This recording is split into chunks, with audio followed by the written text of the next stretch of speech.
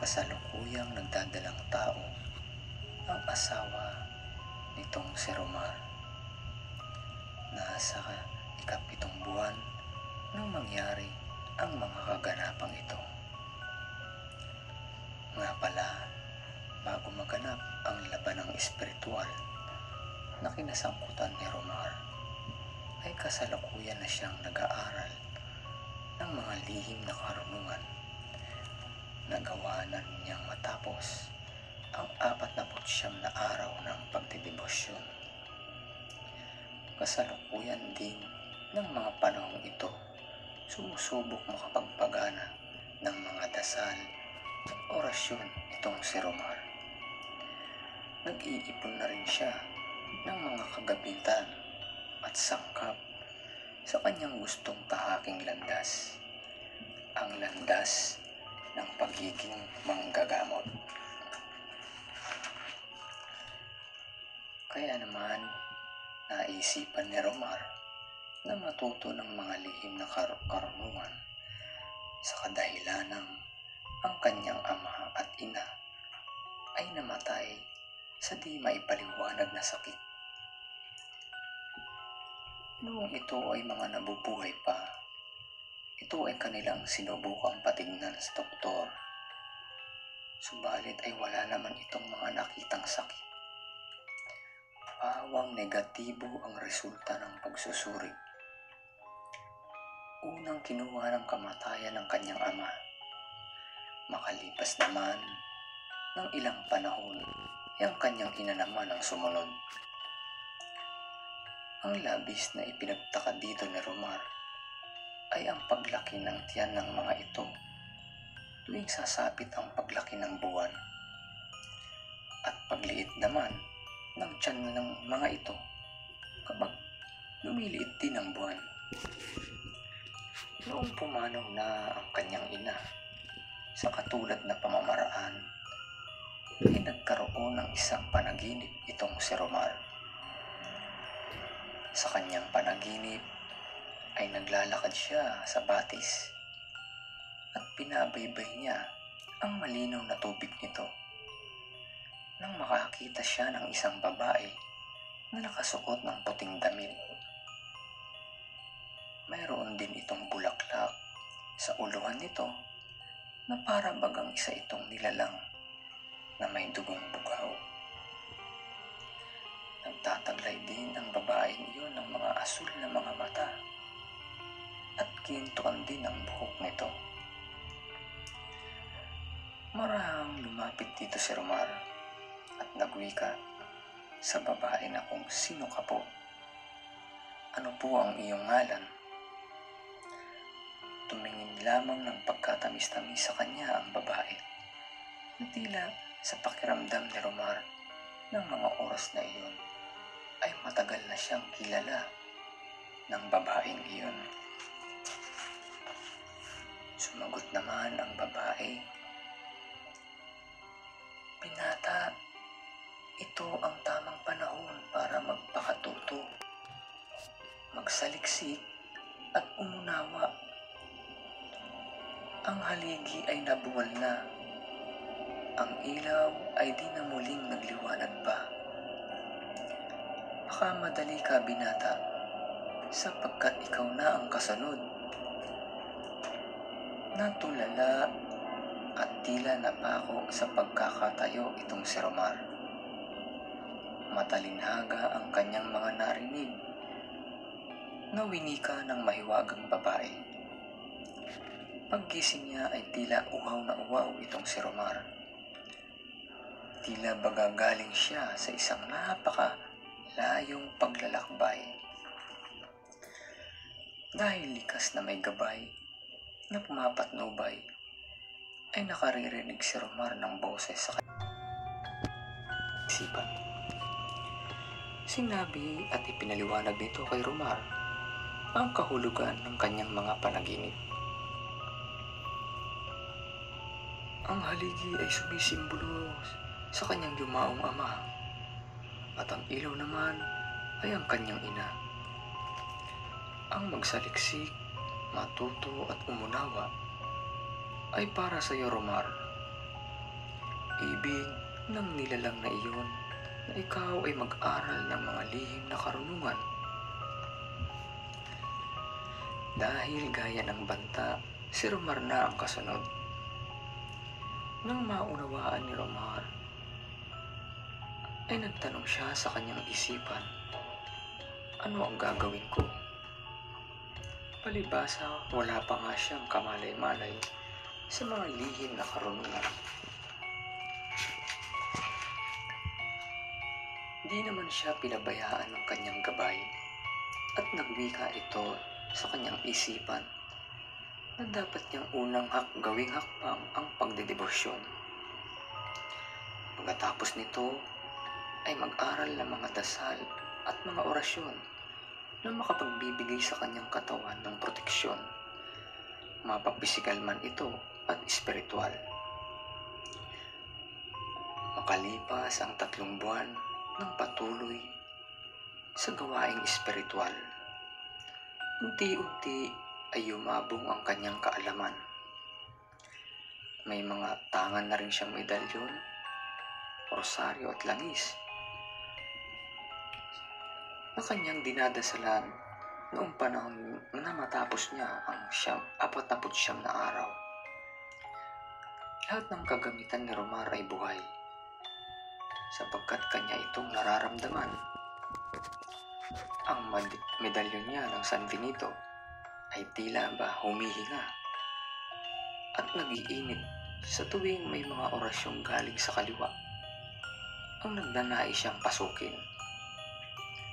Subalit tila baga walang talab ng anumang dasal na ibinabato sa kanya ng kalaban, sapagkat mayroong di nakikitang sanggalang na pilit nagbibigay proteksyon sa kanya. Isang araw ay hindi umalis ng bahay itong si Romar. Tila baga may puwersang pumipigil sa kanya na huwag umalis ng bahay. Ito yung panahon na buntis na ang asawa ni Romar. Ni sa hinagap ay di akalain ni Romar na pagsapit ng gabi ay masusubukan ang kanyang pananampalataya sa Diyos niyang sinasamba. Ika-6 ng hapon, nang silang buong mag-anak ay maghapunan, si Romar na rin ang nagligpit ng kanilang pinagkainan dahil sa ayaw niyang mapagod ang kanyang buntis na asawa. Ilang sandali pa ay masayang magkasamang nakahiga ang mag-asawa at nag-uusap ukol sa kung ano ang pwedeng ipangalan sa bata pagkalabas nito. Di na nga nila namalayan na nakatulog na pala silang dalawa. Magbabandang 12:30 nang magising si Romar dahil mayroong kamay na niyuyugyug siya at tinatapik ang kanyang pisngi. Pagmulat niya ng mata ay nakita niya ang kanyang asawa na nakangiwi at tila may sobrang sakit na nararamdaman sa hawak nitong tiyan. Ang tanong ni Romar sa kanyang asawa ay, "Bakit mo ko kinisig? Ano bang nararamdaman mo?" Nang tuluyang mamulat ang mata at diwa ni Romar, ay nakita niya ang reaksyon ng asawa niya na di na malaman kung ano ang gagawin dahil sa sobrang pananakit ng tiyan nito. Wika pa ni Romar, "Sumasakit na ang tiyan mo? Baka manganganak ka na." Sumagot naman ang asawa niya nang, "Hindi pa ako manganganak, ano ka ba? Kakaiba lang ang sakit na nararamdaman ko." Pagkarinig nito, ay doon na nakarinig ng tinig si Romar sa kanyang isipan. "Huminahon ka at makinig sa iyong paligid. Naririnig mo ba, Romar?" Wika ng kanyang gabay. Pagkatapos ay doon na unti-unti ay may narinig si Romar na tila mga nilalang na nag-uusap sa likod ng kanyang bahay. Narinig niyang nagwika ang isa sa mga ito. Napakasarap ng amoy ng sanggol. Tila baga amoy ito ng isang hinog na langka. Nagwika naman ang isa pa. Sigurado na ba kayo sa gagawin natin? Kabarangay lang natin ang taong ito. Nagsalita naman ang ikatlong nilalang. Bakit? Ibig mo pa bang lumayo o dumayo? Samantalang ang pagkain ay narito na. Wala nang nagawa ang pagtutol ng isa sa mga ito. Nagpatianod na lamang ito sa ibig ng kanyang dalawang kasama. Habang nangyayari ito, ay mas lalo namang sumasakit ang tiyan ng kanyang asawa. Tsaka pa lamang naisip ni Romar na inaaswang ang kanyang asawa. Dahil dito, naalarma si Romar. Umiral ang kanyang pagiging ama at asawa. Ibig niyang proteksyonan ang dalawang taong mahalaga sa kanya. Pagkaraan ng ilang minuto, ay nakarinig si Romar ng mga boses na tila nagdarasal at nagre-ritual. Dahilan para lalong mamilipit sa sakit ang kanyang asawa. Walang ano-ano ay kumilos si Romar na tila may nagpapagalaw na nilalang sa katawan niya. Agad itong nag-utos sa kanyang asawa na humiga patihaya. Itaas ang damit nito at kinuha niya ang langis na nagtataglay ng unang patak ng ulan ng Mayo. Abo ng palaspas na pinapahid sa noo ng mga tao, banal na tubig mula sa simbahan at banal na ostya. Kasabay nito ay panay din ang usal at dasal ng mga aswang para mahigop sa tiyan ng kanyang asawa ang sanggol na dinadala nito. Sinabi ito sa isipan ni Romar ng kanyang gabay na binabalak ng mga aswang na maipasok sa dala nilang bao ng niyog ang sanggol. Kapag nagtagumpay ang tatlong aswang na iyon, ay magtataglay ang mga ito ng karagdagang lakas. Kaya mas lalo namang pinag-iging ni Romar ang marubdob na pananalangin. Makalipas ang ilang minuto, ay nakarinig na lamang si Romar ng isang malakas na pagsabog.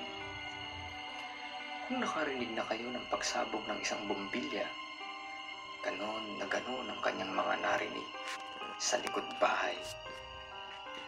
Pagkatapos ng pagsabog, si Romar na nakaluhod at nakapikit ay binalot ng kilabot sa buong katawan.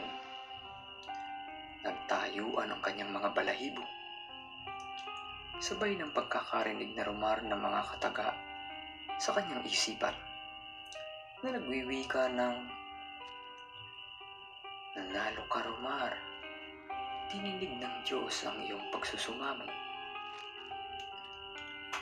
Ibig kang patayin ng mga nilalang na iyon dahil batid nilang 3 na bilang na ang kanilang mga araw. Ang pagkasabog at pagkasira ng bao ng niyog na kanilang gamit sa pagkuha ng sanggol sa sinapupunan ng kanilang kamatayan. Magbilang ka, Romar, ng ilang linggo at sa bawat pagitan ng mga linggong daraan, 3 sa kabarangay mo ang papanaw. Doon mo malalaman kung sino ang nagtangkang kumuha sa anak mo." Lumipas nga ang ilang linggo, gaya ng sinabi ng kanyang gabay. 3 ang sunod-sunod na namatay at pinaglamayan. Gulat na gulat si Romar sapagkat kilala niya ng lubos ang mga taong iyon. Hindi niya lubos na naisip tatlong iyon ay tatraydo rin siya. Hanggang sa ngayon ay di pa rin malimutan ni Romar ang kanyang karanasang iyon. Ang kanyang gawin ang dasal ng kanan kontra dasal ng kaliwa. Shoutout po sa mga bagong subscriber ko. Maraming salamat.